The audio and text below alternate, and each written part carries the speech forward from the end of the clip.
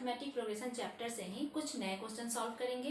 ये क्वेश्चन हमारे पुराने क्वेश्चन से थोड़े डिफरेंट हैं, तो चलिए स्टार्ट करते हैं हम आज का सॉल्यूशन। आज का हमारा क्वेश्चन है, if mean of P term and Q term and mean of R term and S term of an AP is equal, then prove that PQ plus P plus Q equal R plus S. That means यहाँ कह रहा है कि अगर आपका P term and Q term, P term और Q term in दोनों का अर्थमेटिक मीन किसके इक्वल है, तो R टर्म और S टर्म के इक्वल है, तो आपको प्रूफ करके दिखाना है कि P plus Q equal R plus S होगा। तो चलिए स्टार्ट करते हैं अपना सॉल्यूशन। आपको यहाँ पे दिया गया है कि P टर्म और Q टर्म का अर्थमेटिक मीन जो है वो आपके R टर्म और S टर्म के मीन के इक्वल है। तो फर्स्ट हम लोग फाइंड आउट करेंगे P टर्म की वैल्यू। तो आपको पता है कि किसी भी टर्म की वैल्यू को हम किस तरह से फाइंड आउट करते हैं। हमारे पास एक ही फॉर्मूला है an निकालने का, वो क्या होता है, तो a plus n minus 1d। तो आप यहाँ देख रहे हैं कि आपको P टर्म की वैल्यू चाहिए, यानी आपको यहाँ क्या चाहिए, तो AP की वैल्यू चाहिए। तो आप लिखेंगे a plus P minus 1d, क्योंकि हमारा जो n है वो चेंज हो चुका है P में, इसलिए यहाँ पे भी हमने यहाँ n की जगह P को रखा। ये हो गया हमारा P टर्म का वैल्यू। उसके बाद नेक्स्ट हम सेम उसी तरह से निकालेंगे Q टर्म की वैल्यू। तो Q टर्म की वैल्यू निकालने के लिए आपको सेम फॉर्मूला यूज करना है।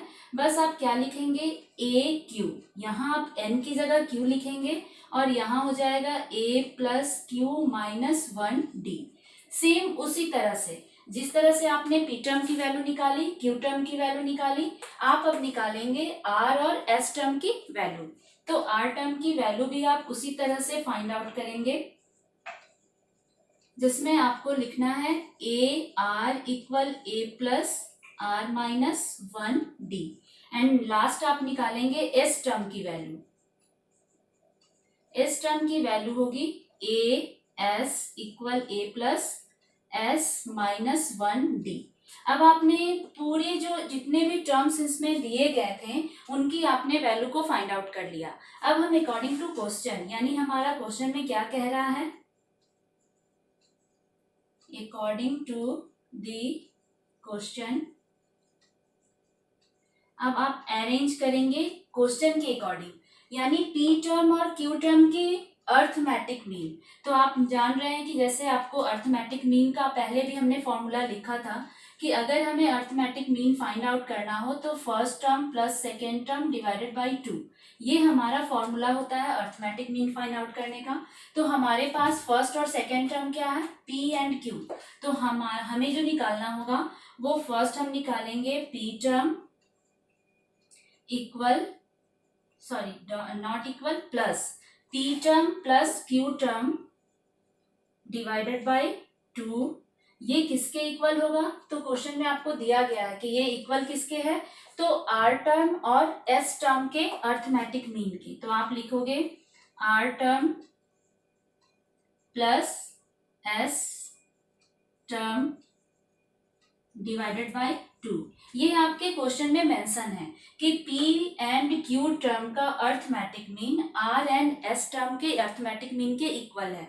तो जस्ट आपने उसको अरेंज कर दिया किस तरह से, जिस तरह से आपके क्वेश्चन में मेंशन है। अब आप इसकी वैल्यू पुट करेंगे, क्योंकि हमने P Q सारे टर्म की वैल्यू फाइंड आउट कर ली है। तो हम P टर्म की वैल्यू में लिखेंगे A प्लस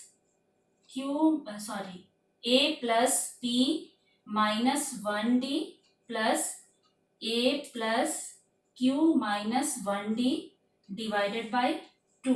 एंड नेक्स्ट आप यहाँ लिखेंगे R टर्म के लिए A plus R minus 1d plus A plus S minus 1d divided by 2। यहाँ पे हमने कुछ भी नहीं किया, जो वैल्यू हमने यहाँ निकाल के रखी है उन सभी को हमने यहाँ पे बस पुट किया है। अब आप यहाँ से चाहें तो आप यहीं पे क्रॉस कर सकते हैं 2 को, क्योंकि क्रॉस मल्टीप्लिकेशन जब होगा तो ये 2 ऑलरेडी कैंसिल हो जाएगा। अब आप A और A को, ये प्लस साइन में है तो आप प्लस करेंगे, तो a प्लस ए हो गया आपके पास 2a, और आप यहाँ देख रहे हैं कि d इन दोनों में कॉमन है, तो आप यहाँ से d को कॉमन ले लेंगे प्लस d, और रेस्ट हो गया आपके पास p माइनस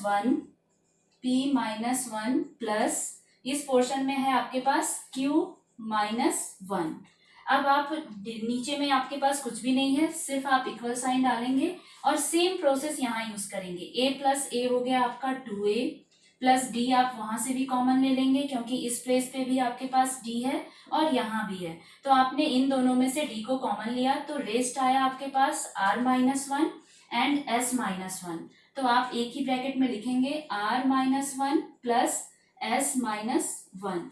अब आप यहाँ देख सकते हैं कि ये जो 2a है लेफ्ट साइड में और सेम वही चीज 2a है राइट साइड में, तो आप इनको एक साइड में ले आएंगे, तो ये प्लस जो है वो माइनस में आ जाएगा, और ये रहा आपका d, और यहाँ पे p प्लस q को आप एज इट इज लिखेंगे -1 ये मिलकर हो जाएगा -2, एंड रेस्ट आपके पास और क्या बचा है साइड में, तो ये वाला पूरा पोर्शन जिसको आप लिखेंगे r प्लस s, और -1 यहाँ भी मिलके हो गया -2।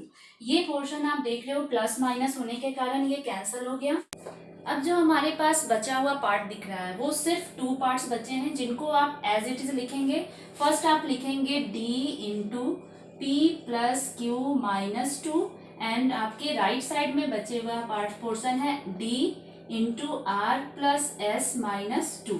अब आप यहाँ देख रहे हो कि ये d भी मल्टीप्लाई में है और सेम d आपका नेक्स्ट साइड जो है वो मल्टीप्लाई में है, तो इस d को आप कन्वर्ट करके यहाँ लाएंगे तो ये डिवाइड में आ जाएगा, यानी d डिवाइड बाय d। फिर आपके पास जो भी रेस्ट है वो आप एज इट इज लिखेंगे, यहाँ आपको कुछ भी सॉल्व नहीं करना। तो ये जो d है ये देख रहे हैं आप क्रॉस हो गया। अब आप p प्लस क्यू माइनस 2, और इस पोर्शन में आपके पास -2 है, तो आप राइट से उसे लेफ्ट में लाएंगे तो ये +2 आ जाएगा, और इस तरफ रह गया r प्लस एस। फिर ये प्लस माइनस क्रॉस हो गया, तो आपके पास मिला p plus Q equal r plus S.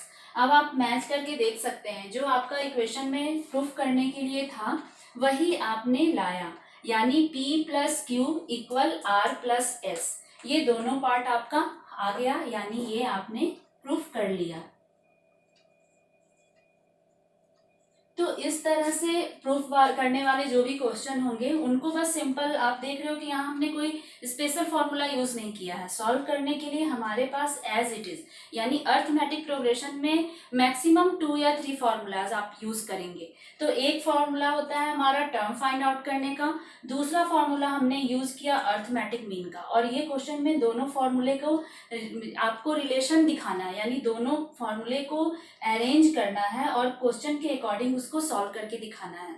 इसके बाद जो हम पढ़ेंगे उसमें आपको सम फाइंड आउट करना है, तो उसके लिए फिर एक अलग से हम एक स्पेसिफिक फार्मूला यूज करेंगे। अभी फिलहाल आपको इन दोनों फार्मूले को यूज करते हुए और इस टाइप के जितने भी क्वेश्चन हैं उनको आपको सॉल्व करना है। ज्यादा से ज्यादा क्वेश्चन सॉल्व कीजिए आप, ताकि आपका ये सारा कॉन्सेप्ट क्लियर हो जाए।